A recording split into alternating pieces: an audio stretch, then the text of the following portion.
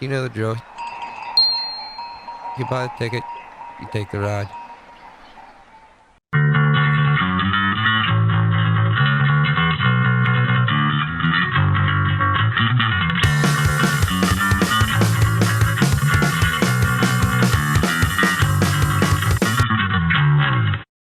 Welcome back, friends. It's Saturday morning. It's your second favorite podcast host, me. I don't even know. I've been to some cool shows and doing all kinds of cool shit lately. Like I said, things are much better since I took my break. Last week's episode did really well and was a lot of fun. It was great talking to Vinny and those guys. This week I was supposed to have the Snipped, which those guys are my boys, whatnot. They got a double header this Saturday, but things fell through because they're dad course, so like they probably had to I don't know, do dad things. I don't know what those are because I'm not one of them. But I was lucky enough to get in touch with my buddy John, who got me in touch with MC Hyser. And if you know who that is, he ran the Skid Row Garage in New York, PA for 12 and a half years. It was a DIY venue, but recently got shut down. And he's in the process of getting something back together, and we're going to find out all about it. Hey, man. Hey, how's it Good. going? How you doing? Good. Good. A lot better than I was a week and a half That's ago. what I was going to say to you. Probably a little bit better than before, huh? Yeah, absolutely. Yeah. So give me the story, man. Like you said, you were doing that for what, 12 and a half years?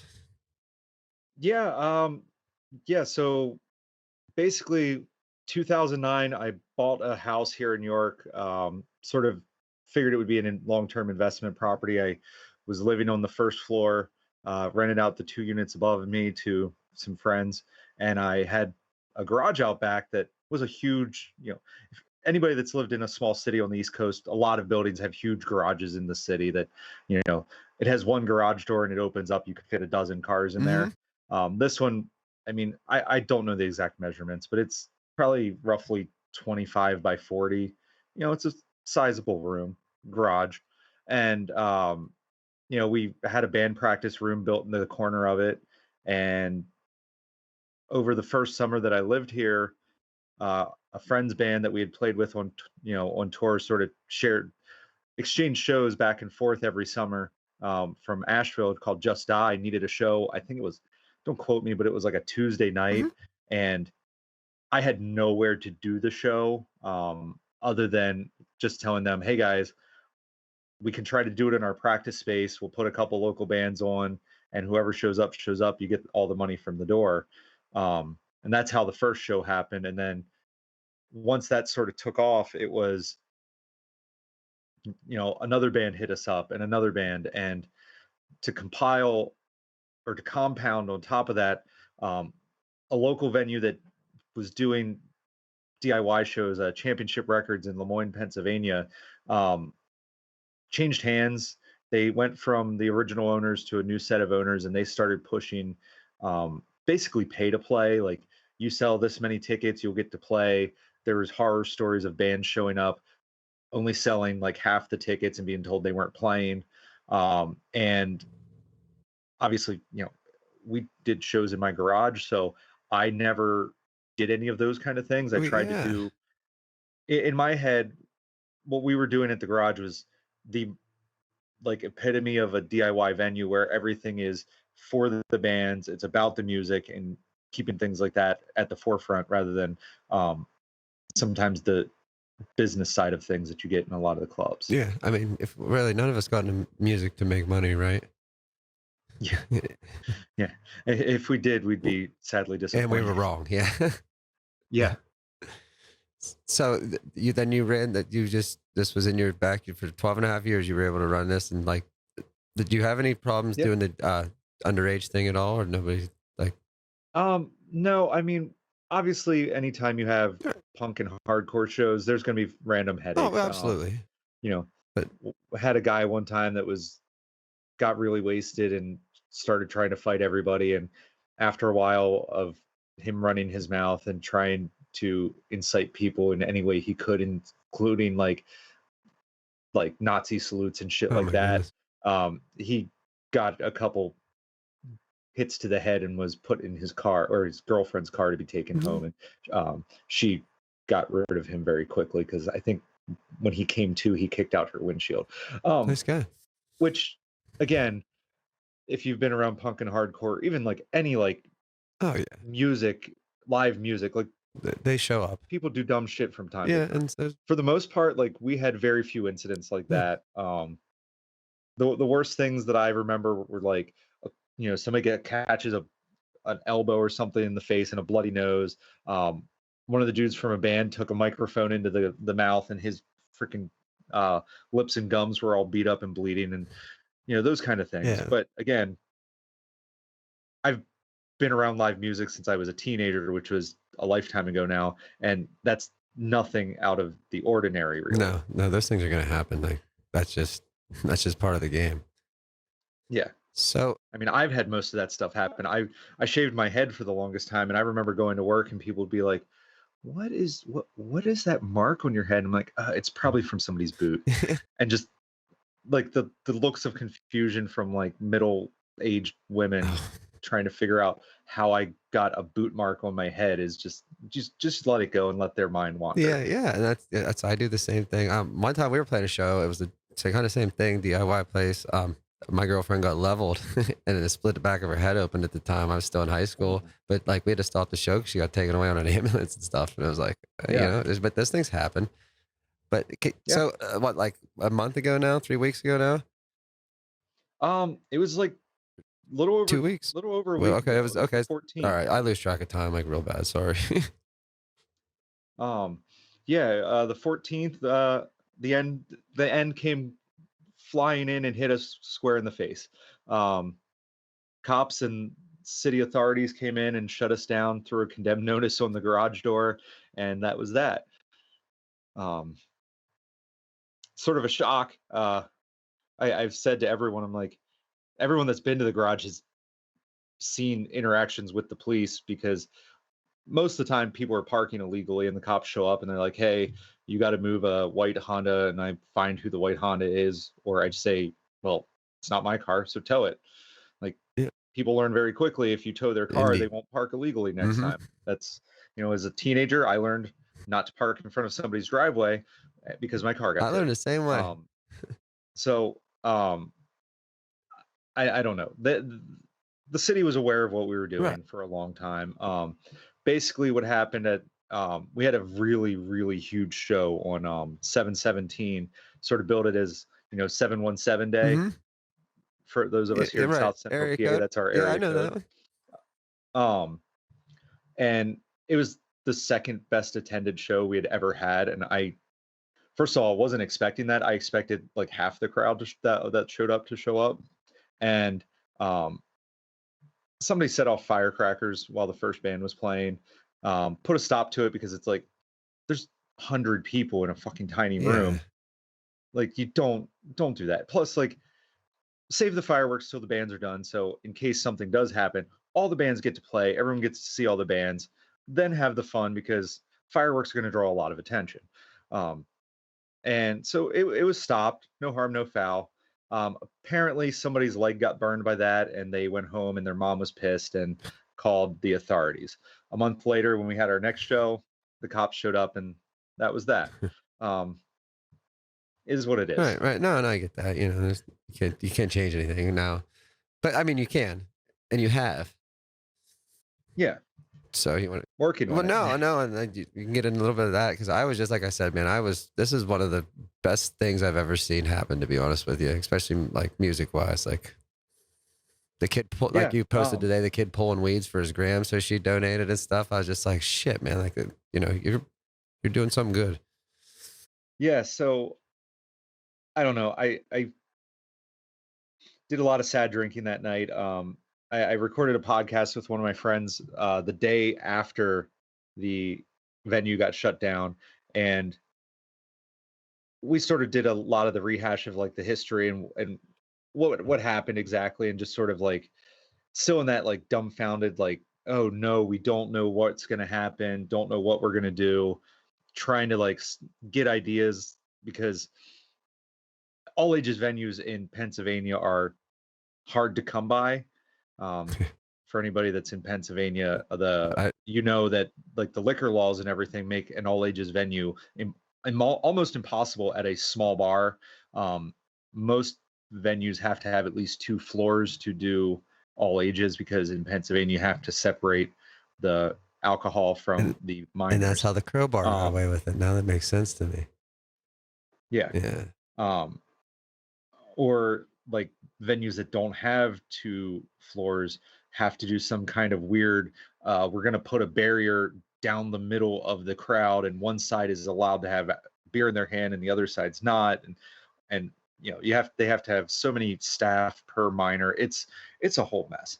Yeah. But that's why DIY spaces like the garage were so important, because if kids get into music, they're the ones that have the passion and the drive. And like, especially like punk and hardcore and ska and all the other subgenres of this thing, like people generally aren't getting into that kind of music in their 20s. I mean, some do, but most of the time it's kids that don't really fit in with other groups. They're not the jocks and the football players, or they're not the the honor roll kids that are hanging out and studying all the time. They're the kids kind of on the fringes that, maybe they are athletic, but that's not who they associate with, or, they are from the wrong part of town and the athletic kids want to pick on them because they're from a different, neighborhood. Hmm. Or maybe they are smart, but like, they don't want to just sit there and, you know, raise their hand and answer every question. They want to dig into, you know, weird history of Hitler's sex life or Right, something right. crazy People are like that. smart in Which, their own ways. yeah, absolutely. And like that's kind of what the punk and hardcore and like this underground music scene really appeals to. And that's why DIY places and all ages places are so important to the music scene overall. I've said countless times that if, kids don't get into music and get it, like figure out, oh, I like to go see bands play on the weekends when they're young, when they hit the age where they can go to the bar, they're not going to go to the bar to see bands play. They're going to go to the club where they have top 40s hits playing with heavy bass beats over them, or they're going to go sit in a like cigar lounge or whatever they get into. But they're not going to go to the rock club to see bands play and figure out, you know, once they've already established kind of who they are as a person, that's something they're really into. It's just Right. kind of and not the normal way things Right. happen. Like the radio is kind of what you're spoon fed. You know what I mean? Like that's what Yeah, that's what they're telling you is big. Like, so is it really big? You don't know, but who yeah. cares? No, It's it's not. it's what a rich guy wants you to Right, hear. exactly. So But no, and like I was saying to you earlier, like I remember, I mean, I was going to Crowbar like 4 or 5 times a week. I didn't go to school much my senior year, but I mean, I just that it if without all age shows, I don't know if I'd be playing music. I don't know if I'd be this into music. And like music saved my ass so many times, and like even just recently, even this just this, I mean, podcast, everything, like just it's always been there. So it's my one constant in life. yeah, and like York, Harrisburg, Lancaster have always had all age DIY. I'm going to stick with the DIY because I looking back, I realized a lot of them were not as legit as I thought they were when I was 16 and 17. But a lot of these places were, they would have bands like touring bands, like come in and play in all these rooms, and like, it was an all ages crowd. And I've seen, I mean, hell, I saw the Misfits come through. Oh, there's my wife. Hey, babe. Hi. um, like when the Misfits did their first tour with Michael Graves, who, Yeah. whatever, Oh yeah. everybody was super stoked when American Psycho came out that Absolutely. they got to see the Misfits. And there was a venue here in York where they played, and like we lined up around the block to wait in line to see this free Misfits lineup because we thought we'd never get to see the Misfits. And that was an all ages space. It wasn't a bar. They didn't have a liquor license. Um, again, questionable legality probably, but um, I mean, again, everybody knew about it because it was lined up around the blocks with kids with mohawks and spiky hair and um, all that kind of stuff. Like it's been going on here for a long, long time. I mean, I can count over the years dozens of venues that we've played at or we've done shows at or I've been to shows at, like actual quote unquote legit DIY venues, not just the fire halls and stuff that we rented out in the 90s to Yeah. book shows. So Around here, like once the Crowbar closed, nothing. Like right now, I think there's two cover bands that play around here, and if they don't play, nobody plays. And I literally drive to Pittsburgh every weekend, like just because I need good music, live music, yeah, and people just I don't know, it's not the sound. I'm in Phillipsburg. I don't know if you know where that's at.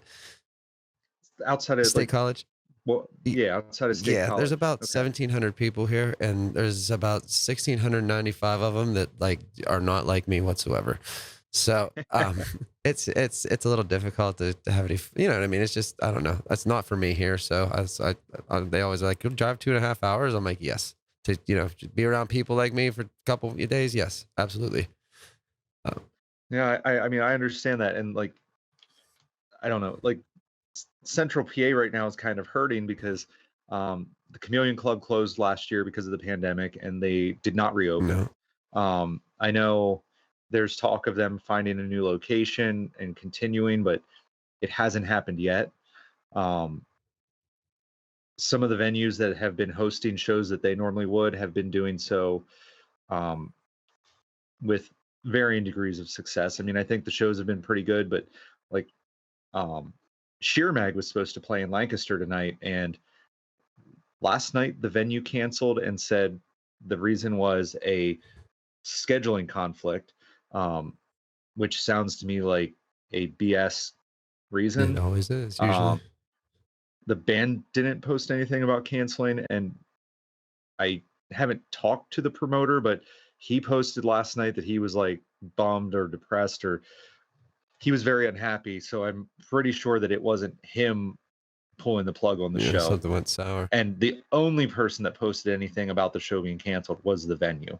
So, that's, Yeah, you don't want to buy tickets for a show, plan for it for 2 months, and then the day before have the rug pulled out from under you. Especially, you know, I understand last year that happened when like the pandemic hit and everybody got yeah. like, but like now that things are going in the right direction, or we're trying to drive things into the right direction, to have a venue do that is just like, it's heartbreaking, and it kind of breaks the trust that like not only between like the fans and the venue, or the bands and the venues, but the promoter in the venue. Like I would, Yeah.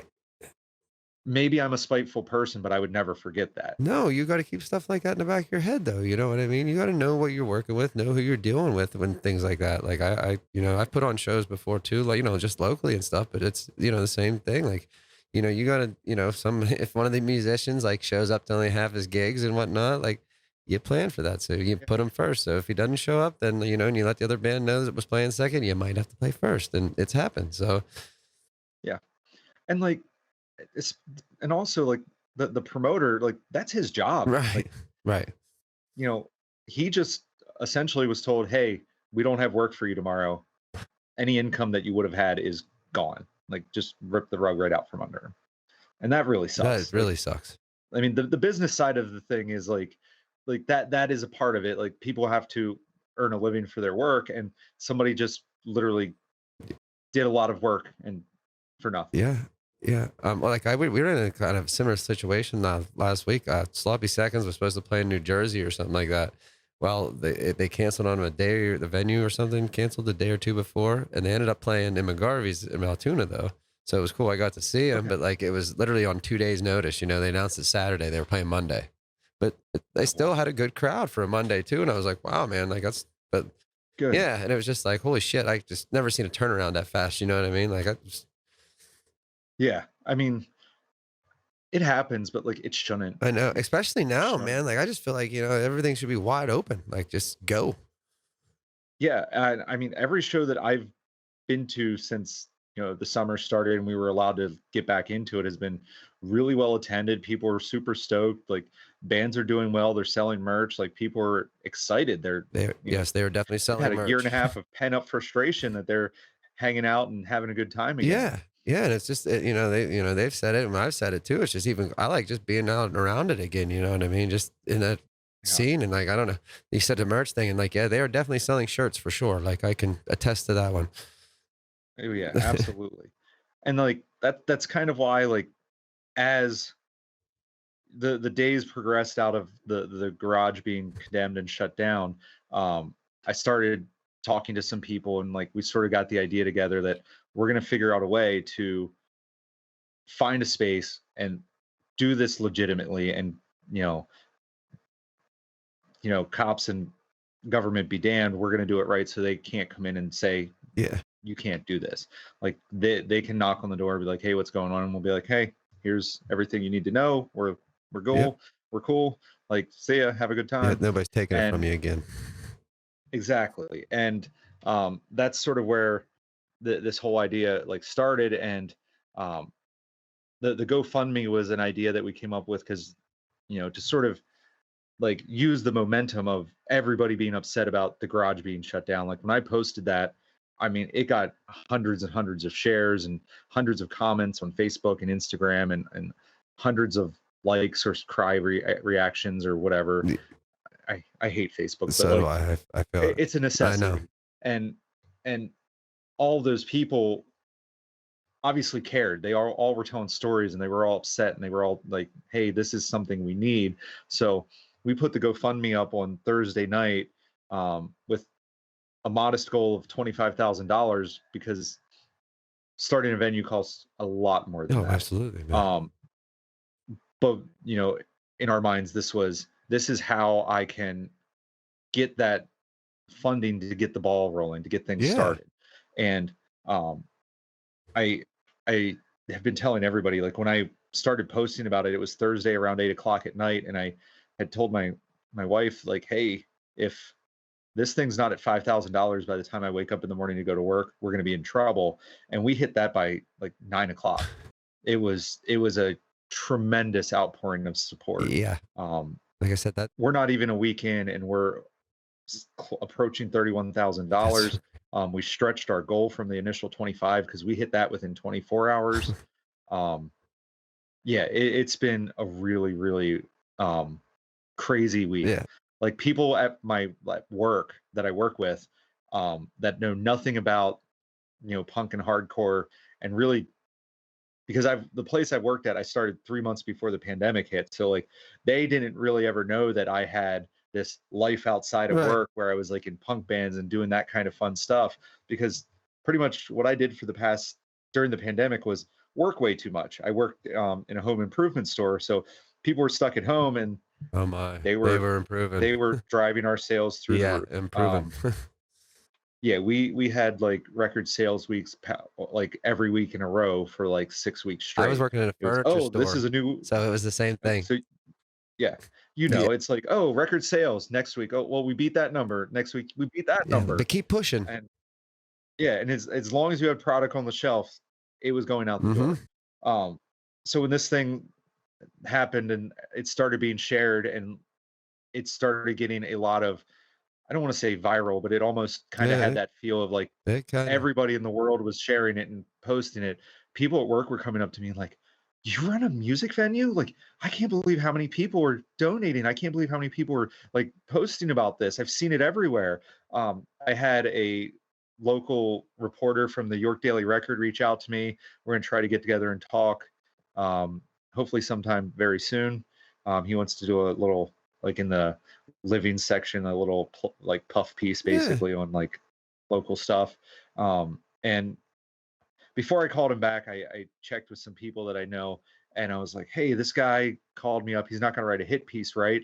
And the two people I hit up were both kind of laughed at me. They're like, "No, he plays in a band. He's definitely like for live music, and he'll give you a very like a good write up, and you'll have a good conversation with him. He's a good person. He's one of the good ones, as they say." Mhm. So, we're gonna have that coming. Um, Mom's Basement Records has been doing auctions every day this week where they're digging out some of their old records, some like first pressing stuff that's been out of print for forever, merch bundles, that kind of stuff, and just auctioning it off. I think every one of those auctions so far this week has hit at least $100. So, um, that's $100 a day that's coming. That's going to be donated to the GoFundMe. Um, one of my friends who um, has a drone and does, excuse me, a lot of drone photography. He has a couple really cool shots of the garage from like 100 feet Yeah. up. One during a show where you can see like the shadows of people from the lights, and one in the winter where it's like you can see the snow and everything, and like we're doing glossy prints of those and selling them on the big cartel store for a week only. So and all the proceeds are going to go to the GoFundMe. And obviously we've had the Skid Row Garage T-shirts and patches that we are almost completely sold out of right now. So I'm getting those reprinted so we can keep that kind of stuff going, and you know try to keep raising money every Yeah. way we Well, can. I think. like, dude, that had to been like the most, I don't know. I feel like it'd have been like the most seesaw week of your life because it went from like probably the downs of the downs to like some of the ups of the ups. You know what I mean? Like, you Yeah, like, yeah. Like I honestly would like. I almost felt I felt like like was on the verge of tears multiple times Saturday night after this all happened because it'd be like like losing a friend. yeah, like, and it was a super bummer. Like I've been doing that for 12 years, and now it's just like, I mean, I always knew that the day would come where somebody would show up and say, "Hey, this you can't do this. Like, come on, you're having 100 people pack into a garage to watch bands play." Like, I knew it. But honestly, after 12 years and the police showing up almost every other time we have an event to be like, "Hey, move cars. Hey, tell your friends to stay on your property if they have beer," those kind Right. of Like things. they knew it was going on. Yeah, exactly. And like I believe the zoning guy probably didn't have a clue what was going on because he has way bigger things going to deal with in the city. Yeah. But like the cops definitely knew. Like, Yeah. I mean, they were I there. mean, maybe yeah, maybe the guys that showed up that night didn't know because they were like the violent crimes unit, and I don't think they're getting called out to tell people to move a illegally parked No, car. not usually. They no, like, but again, like if I have a freaking weird experience at work with a customer, I'm gonna go and tell my coworkers and be like, "Holy shit, this freaking weirdo," Every time, whatever. man. And I'm sure that the cops that had to deal with us, the drunk people walking up the alley with an open container, or like, or normally they'd walk up to the bar and they'd open their beer on the way back and start drinking and walking up the alley, and that obviously, that's a no-no. But like, it's, hey, just take it onto the property where you're allowed to be, and then no harm, no foul. Or like the cops coming for the again parking, which was the biggest headache, and they're going to go back and be like, we had to deal with all these kids with studded jackets and mohawks and look like a biker gang or something in there, and but it was like punk rock kids. Yeah. They're going to go back and talk like Yeah. but um People are threatened by yeah, things and they don't then understand. yeah, and then like less than a week later, the response to the GoFundMe and the outpouring of support just was like the complete opposite end of the spectrum. I worked on Friday morning while the GoFundMe was really like plowing through the numbers, and um I was texting a couple of my friends, and I'm like, guys, I'm getting nothing done at work today. I couldn't like stop looking at the updates and looking at the Yeah, but shares how and looking could at the you, numbers man? Like climbing. it was crazy. I was watching it too, but I was ever like checking it every couple hours or every 12 hours, but it was like, holy shit. Like, Yeah, I made a point to turn off notifications on my phone when I went to bed after things start. I saw how fast things were going. I just I worked at 5 a.m. the next morning. Like I had to get some yeah, sleep, but even then it was like it was hard, and I was not a good employee at work the next day, but been there. whatever. Yeah. Yeah. Um, But like, but dude, it's just the whole thing's incredible to me. Like, I don't know, like you're doing something good. And if that doesn't show you that, then I don't know what would, because like that people appreciate what you're doing. oh yeah, and I always sort of thought that in the back of my mind, like when this time comes and I want to go legit, I'll get a lot of help. I I didn't know it would be like this. Right. Cause you don't Um, know, it could have been a lot of, it could have been no help. You really don't know. You hope for the best, but yeah, and um, yeah. I mean, I've even had some people that I know that probably have a lot more money than I do in their savings accounts are like, hey, when you find these places or you get a solid spot, you get rolling. If you need funding or financing, like they will help with that. So like when the time comes, like You know, if a building needs a sprinkler system, I work in a hardware store. I know what that costs. It's way more than our funding is right now. Like we're talking probably $50,000 minimum to get a Oh sprinkler shit! system installed in a building. Wow, Um, I did not know if that. if if it's never had one and everything's got to be brand new, yeah, it can be very expensive. Wow. So, um, but I've got people that are interested in helping to be like silent partners or Yeah. finance it on the back end out of sight. Um, and I've had a lot of help from my friends in the community who own their own businesses and have been through these steps before for their own businesses, and they've reached out, and I've had you know I, conversations and meetings, and um I don't know, just everyone's been so supportive and has been willing to help and reach out, and um it's just been, it sort of blew me, it's blew me away. I still can't even process it today, almost a week after the thing Yeah, started. you should be very proud, man. Like, I wanted to ask you too before we wrap up here. Like, how long you letting that GoFundMe run for? um Initially it was going to be 30 days, and I'm not going to go longer than that, um, because I have a few things lined up. Like my band has some merch that we're going to do a giveaway with, either this weekend or next weekend, where like anybody that shows us they donated at least $25, we'll send them a t-shirt. Oh, um, cool. Maybe bigger numbers, something Mhm. more, um, to try to keep the donations going. And we've been compiling a list going through the old Facebook events, of all the bands that have ever played here. And we're going to be reaching out to them to just be like, hey, I don't know if you've seen this. Could you share it? If you already have, thank you. But some of the bands from, you know, years ago may not even be still together, but a lot of those people are still involved in bands or still involved in the music community Yeah. somehow. So try to get that push. Especially some of the bands from like further away. Like we've had bands play in the garage. Like bands from all over the world have played in a garage in York, Okay. Pennsylvania. We've had bands from Asia, from China and Asia, all over Europe. We've had bands from Australia and South America, all over the United States and Canada. Like That's fucking cool. when I'm talking to people, like these people at the city and stuff, and I'm explaining this to them, like they're sort of dumbfounded that they never were aware that this happened. Um, but we're going to be reaching out to everybody to try to keep sharing it, over the next couple weeks, so that one we can hit the new stretched goal of $40,000, which I think we're like 9 grand away from right now, which is phenomenal.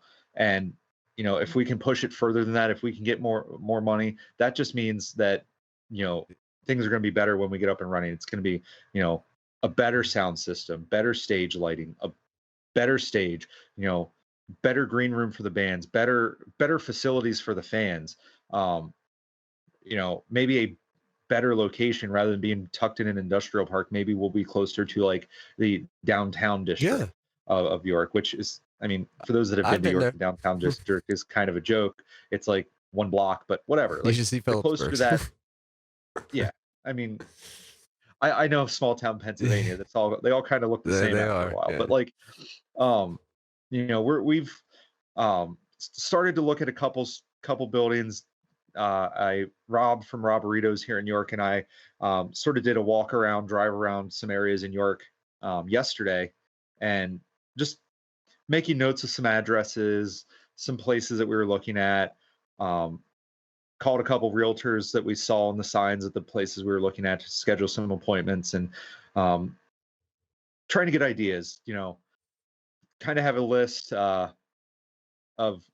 must-haves for whatever space we find, um, so that we can do things right and really have it be, um, as one of my friends who books a lot of like folk Mhm. music, like she brings those kind of bands into the city, and she was talking to me about this, and when I was telling her like the things that I want and like in the space that I'm looking for, she just was like almost like choked up and gave me a hug, and she said, you're going to build the venue that I've been dreaming of. And I was like, I hope so. I hope I can find something that check, like it's like, but when you're buying a house you have must Yeah. haves, like, and then you have like, well, these would be nice.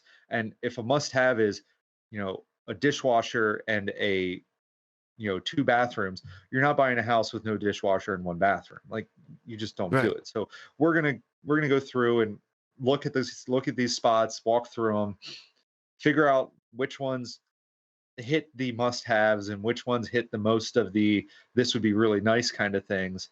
And then obviously finances, like, Yeah. price is always going to be a driving factor as well. I mean, I could find a place that hits every single thing I want, but I probably can't afford Yeah. that. I know. Yeah. um I there are buildings that I would love to have that there's just no way. I don't I There's a reason no one's in them right now. It's because no one can afford to do Right. that in New York. So, but we're starting the process of looking at the buildings, looking at things, still doing a lot of, like, daily pushes for the GoFundMe. We still have, every there's not an hour that goes by that there's not a notification about, somebody's buying a T-shirt, buying something on Big Cartel, uh, sharing the GoFundMe, or donating. And right now, the shares are as important as the actual donations, because the more people that see it, if 1 in 100 people donate, then we need 100,000 people Yeah. to see it. Um, and it's probably close to that with the amount of shares and stuff that people have done so far. But we need to keep going because, as I've said, we've had bands from all over the world play here. We've had donations come in from a lot of those places. We Yeah. need more. To keep this thing going, to do it right, and to really be able to make this happen the way we want to do it, the way I want to do it and have been doing it. We just need to keep it going, and um, really be able to have a good funding to start with, to do things right Well, out of I'll the go gate. home and push it from all 12 of my pages that I run to. So Well, I yeah, man, I appreciate do. that.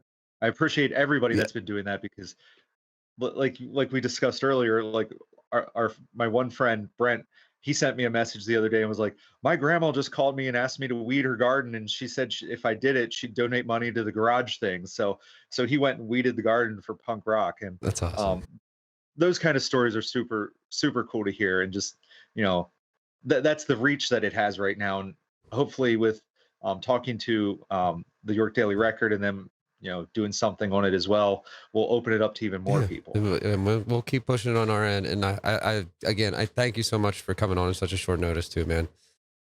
Oh, no, thank you for No, having and me. hopefully maybe I'll run into you when I'm down there too.